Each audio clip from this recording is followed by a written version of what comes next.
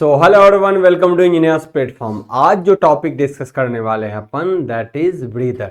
Transformer में breather का एक महत्वपूर्ण रोल है। सुरक्षा युक्ति के रूप में हम ब्रीदर को बहुत बेहतर तरीके से देख सकते हैं। एक ट्रांसफार्मर को सेफ रखता है और बहुत कम खर्चों में बहुत अच्छे से सेफ रखने वाला युक्ति जो है वो हमारा क्या है, ब्रीदर है। इसके अंदर होते हैं मुख्य रूप से सिलिका जेल। आइए इसको हम डिस्कस करते हैं बारीकी से, है ना। एक एक पॉइंट पे बिल्कुल बेसिक रूप से अपन चर्चा करने वाले हैं। जब आप ट्रांसफार्मर देखोगे, खासकर 3 फेज का ट्रांसफार्मर, एक तो होते हैं सिंगल फेज या छोटा सा ट्रांसफार्मर, ये सब स्मॉल टाइप के ट्रांसफार्मर, इसमें कोई आपको सिलिका जेल देखने को नहीं मिलेगा। लेकिन जब आप पावर ट्रांसफार्मर या डिस्ट्रीब्यूशन ट्रांसफार्मर में जाएंगे, जिसकी रेटिंग ठीक ठाक हो, ऐसी स्थिति में 3 फेज के लिए आपको ब्रीदर दिखाई देगा।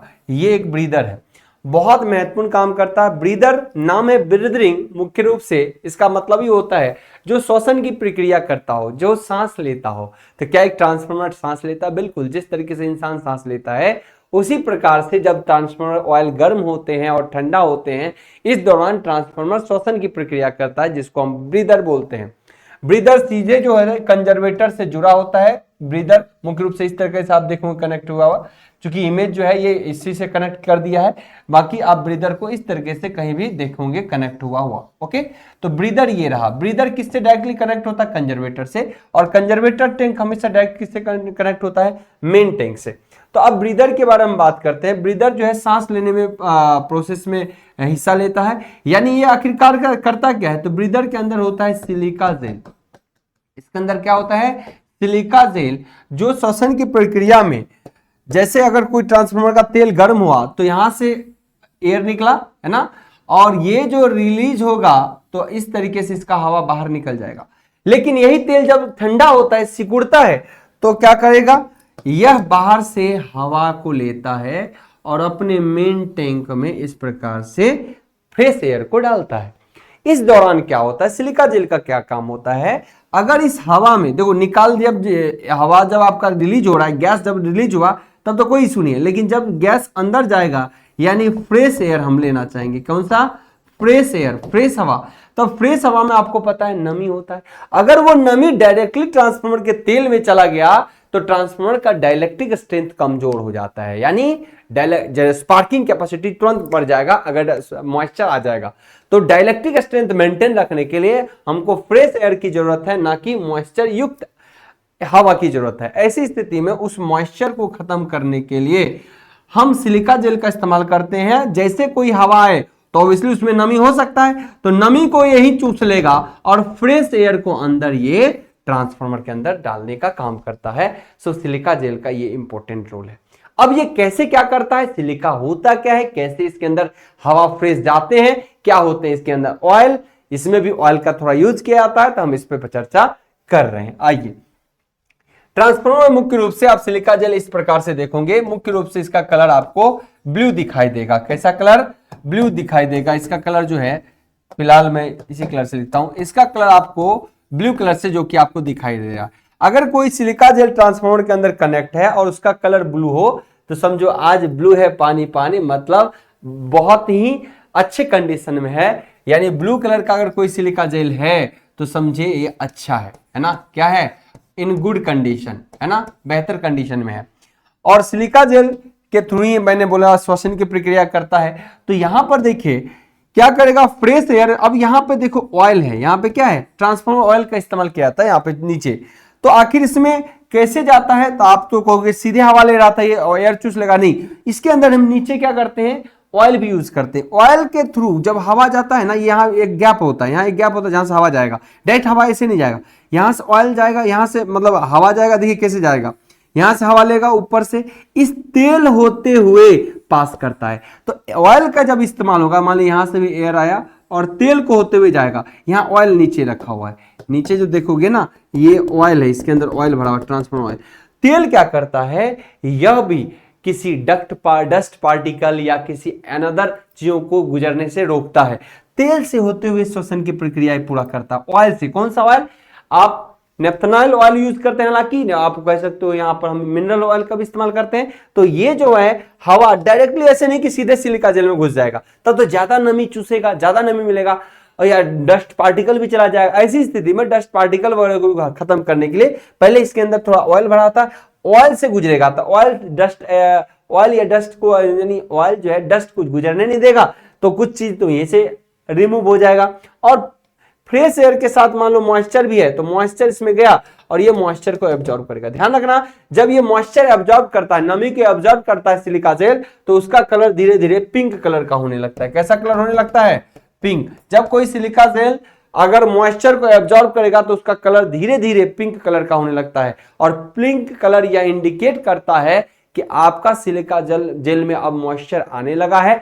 अब यह मॉइस्चर अधिक ज्यादा और ज्यादा मॉइस्चर को नहीं अडॉप्ट कर पाएगा, इसको बदलने की जरूरत है। ओके, इसीलिए जब सिलिका जेल आप देखते हो तो देखिए, जब फ्रेश है, जब गुड कंडीशन में है, अच्छे कंडीशन में है सिलिका जेल, तो कलर कैसा हो? ब्लू। लेकिन यही सिलिका जेल अगर बैड स्थिति में आ जाएगा, यानी ये इसका हेल्दी नहीं है, इसका मतलब अब इसको अगर कलर पिंक हो गया, सिलिका जेल बदलने की जरूरत है। एयर जाने का हमेशा दिए, ऑयल का कप है, ऑयल का ये कप है, इसमें ऑयल भरे होते हैं और जो है प्रवेश इसी तरीके से तेल से होते हुए गुजरता है, ताकि डस्ट पार्टिकल वगैरह को तो तेल ही छांट ले, और भी कुछ एक्स्ट्रा चीजें कुछ होगी उसको छांट ले। उसके बाद जो एयर में मॉइस्चर होगा वो मॉइस्चर को ये छांट ले, और हवा इस तरीके से कंजर्वेटर होते हुए मेन टैंक में गुजर जाता है। और ये जो ग्लास होते हैं, ये ट्रांसपेरेंट ग्लास होता है, जिसको आप आसानी से देख सकते हैं इसका कलर कैसा है, और इसी को देखते हुए हम लोग इसको चेंज करते हैं।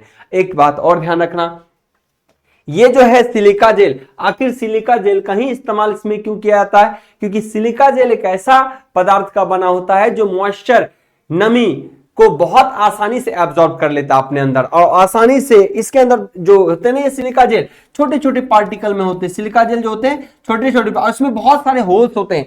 ये जो सिलिका जेल होता है छोटे छोटे गोल गोल होते हैं, और देखिए ये गोल गोल से दाने से इसमें इतने छिद्र होते हैं कि मॉइस्चर को बड़ी आसानी से एब्जॉर्ब कर लेता है। मॉइस्चर क्या करता है? बड़ी आसानी से एब्जॉर्ब कर लेता है, और इसका कलर कैसा हो जाएगा? पिंक। जब मॉइस्चर एब्जॉर्ब करेगा तो पिंक, और नहीं तो ब्लू। आज ब्लू है, पानी पानी, क्लियर है? तो इस तरीके से ध्यान रखना है कि भाई ब्लू कलर जो है बड़ा मस्त है। तो कई बार एग्जाम में ये भी क्वेश्चन पूछा जाता है कि जो ब्लू कलर का अगर सिलिका जेल है तो वो किसको प्रदर्शित करता है? अच्छे सिलिका जेल का। अगर खराब सिलिका जेल की बात करें, मतलब जो मॉइस्चर एब्जॉर्ब कर लेगा, नमी एब्जॉर्ब कर लेगा, तो वो सिलिका जेल का कलर पिंक हो जाएगा। ओके, सो इस तरीके से चीजों को ध्यान रखना। तो पिंक हो गया कब? जब बैड कंडीशन में आ गया, मॉइस्चर एब्जॉर्ब कर लिया, नहीं तो अच्छे कंडीशन में कैसा कलर है? ब्लू कलर है। ओके, तो ये दिमाग में रहे। तो आफ्टर मतलब मॉइस्चर एब्जॉर्ब करने के बाद कैसा कलर? पिंक कलर, और बिफोर मतलब जब मॉइस्चर एब्जॉर्ब नहीं किया तो कैसा कलर? Blue colour. ओके, अब एक चीज ध्यान रखना, जब इसके अंदर छिद्र है, ये नमी चूस लेता है, तो कैसा कलर बनता है? पिंक। ऐसी स्थिति में इसी सिलिका जेल को रीयूज भी कर सकते हैं।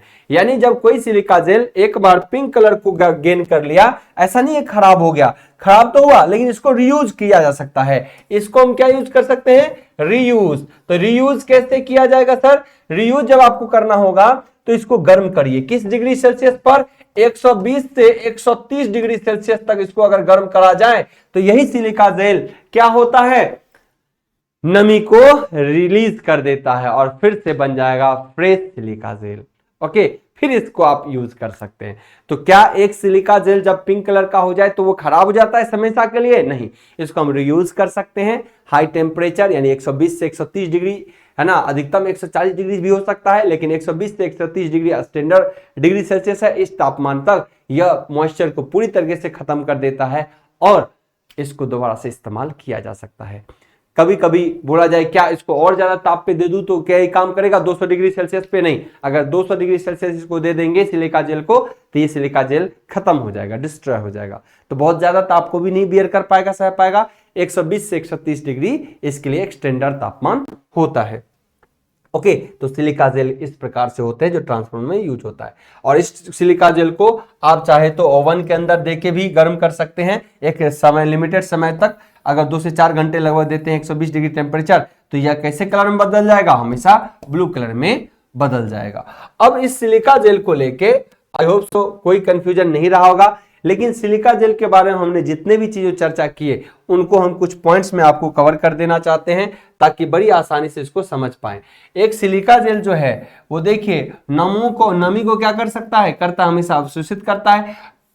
तेल की क्वालिटी को बनाए रखता है। कौन सा तेल? जो मेन टैंक के अंदर है, उसमें अगर मॉइस्चर चला जाता तो क्या होता है, तेल का डाइलेक्ट्रिक स्ट्रेंथ कमजोर हो जाता है, तो यानी उस तेल की क्वालिटी को क्या करता है, बनाए रखता है, क्योंकि यहां पे मॉइस्चर घुसने नहीं देता है। ओके, ट्रांसफार्मर की लाइफ बढ़ता है, इससे ट्रांसफार्मर का लाइफ ऑब्वियसली बढ़ जाएगा। रंग बदलकर ये संकेत देता है, अगर ब्लू कलर की है तो अच्छी स्थिति में है, पिंक कलर हो गया बैड स्थिति में है, इसको बदलने की जरूरत है। कम लागत पे बहुत बड़ा सुरक्षा का कवच है। दिस इज ऑल अबाउट किसके बारे में हमने डिस्कस किया, आपसे डिस्कस किया ब्रीदर के सिलिका जेल के बारे में। उम्मीद करते हैं सारी चर्चाएं आपके लिए महत्वपूर्ण होगा। इस तरह की कुछ और भी महत्वपूर्ण जानकारी अगर चाहिए होता है तो जरूर आप कमेंट करिएगा, और बेस्ट से बेहतर इलेक्ट्रिकल इंजीनियरिंग के कंटेंट के लिए जुड़े इंजीनियर्स प्लेटफॉर्म के एप्लीकेशन के साथ, जहां पे मिलते हैं इलेक्ट्रिकल इंजीनियरिंग के पूरे वाइड रेंज ऑफ इंडिया के किसी भी एग्जाम के बेहतरीन कंटेंट। और आप हो सकते हैं, क्योंकि यहाँ पे कंटेंट सिर्फ थ्योरी तरीके से लिखाया नहीं जाता, क्योंकि प्रॉपर एनिमेशन और इमेज के तरफ से के इस्तेमाल से आपको प्रॉपर वे में समझाया जाता है। चलिए आगे किस टॉपिक को आप चाहते हैं इसके लिए जरूर कमेंट करेंगे। मिलते हैं आपसे नेक्स्ट वीडियो में, तब तक के लिए बाय बाय, टेक केयर, धन्यवाद।